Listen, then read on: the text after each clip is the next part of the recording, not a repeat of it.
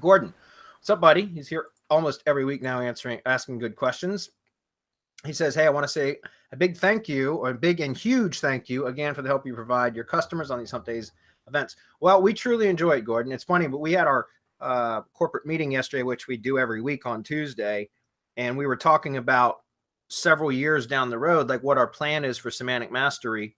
And Marco was talking about his age and his family, and talking about how, he doesn't want to constantly be in the lab developing new stuff and providing, producing training and all that stuff. But one of the things that he says he would like to still do far into the future is Hump Day Hangouts. And and I feel the same way. It's like we're almost to our fourth year of, we're at episode, 186 today, I think it is. And so we're only a handful of episodes away from being on our four-year anniversary. So this is something that we truly enjoy.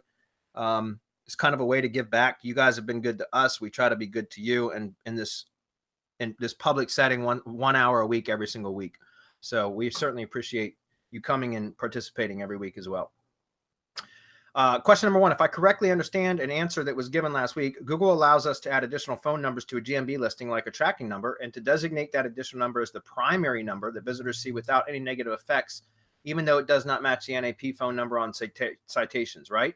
Also, can visitors still see the actual NAP number? And if so, how do they know they'll call the track? How do we know they'll call the tracking number instead? I'm not 100% clear on that one. Marco could probably give you an answer on that. I know you can add additional numbers, and there is an AdWords tracking number or tracking extension or something like that inside GMB, but that's different. That's for if you're going to be using the local extension, location extension inside of AdWords.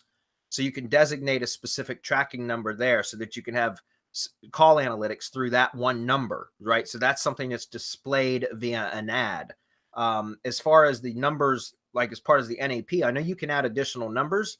So you can have the primary number, and then you can have secondary numbers, but I'm not sure how you can designate one over the other or if that affects NAP. So Marco, what is your take on that?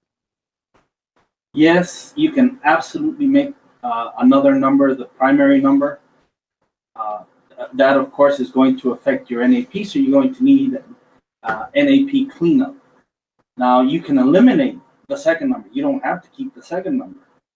That's not going to change anything since there's still a primary number there. Again, what that will change is the NAP. If you don't want people to see the clients, right, your SEO client's number, then you want them to see your tracking number, then you're going to have to display your number. What I do is I display several numbers and then like to kind of bury the client's number if they insist on having their number under, which I don't see why they would, but you might get into that where a client demands it. If you don't want to lose that number for whatever reason, you can still leave it on there, but yes, you can absolutely change the primary number. Do we have an example somewhere where because to be honest, I've never seen GMB like a Google Maps listing that displayed more than one phone number. I've never seen that, at least that I can remember. Do we have an example of that somewhere, like where or does Google only display one number, which is what I've always seen? It could be that Google displays only one number, but you can add several numbers. So I would have to go look.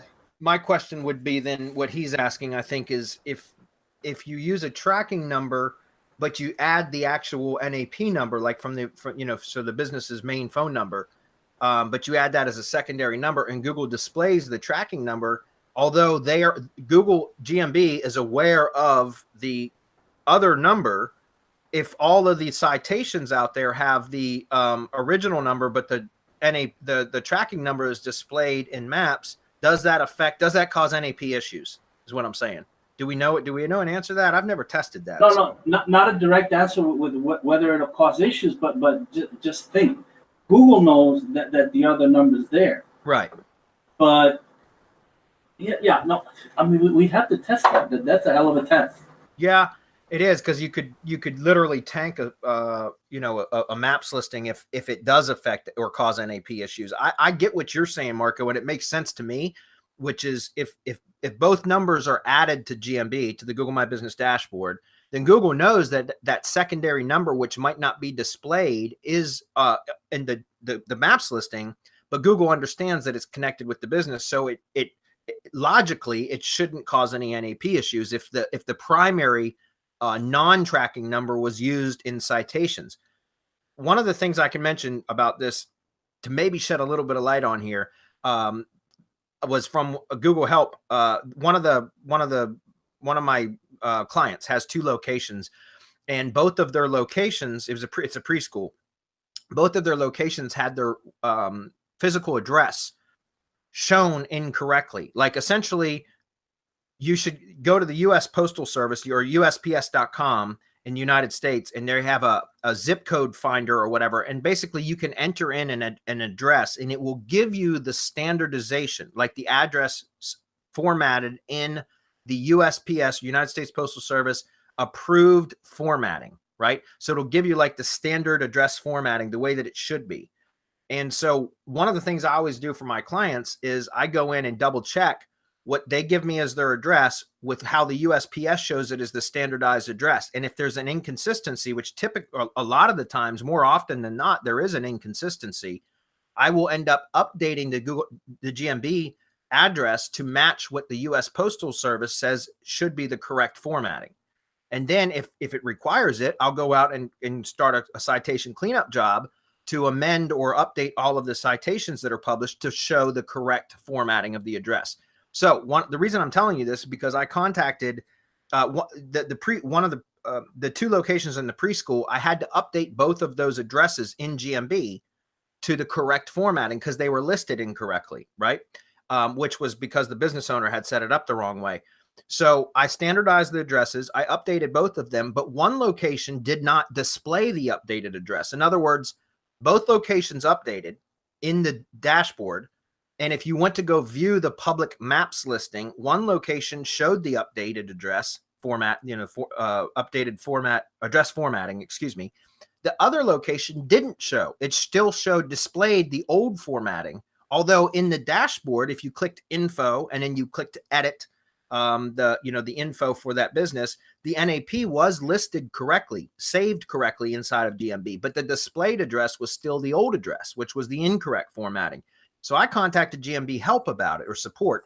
And one of the support techs ended up replying back to me and saying, oh no, as long as it's correct in the GMB dashboard, the display doesn't matter. Google will associate whatever NAP NAP mentions out on the web with what is saved in the dashboard. Now, keep in mind, Google support reps sometimes don't always tell us the truth, maybe because they don't know themselves. So I'm not sure that was 100% accurate, but that's what he told me. And I said, okay, let's not worry about it. And I've never worried about it since. And that client is ranked #1 and or #2 for just about every keyword I've optimized for, even though the display address is different than what all the citations are, if that makes sense. Because again, in the dashboard, in the background, Google has it saved correctly, but the displayed is still displaying it the old way. And it's never caused an NAP issue for me. So it stands to reason that having that additional phone number saved in the dashboard, Google will make that association.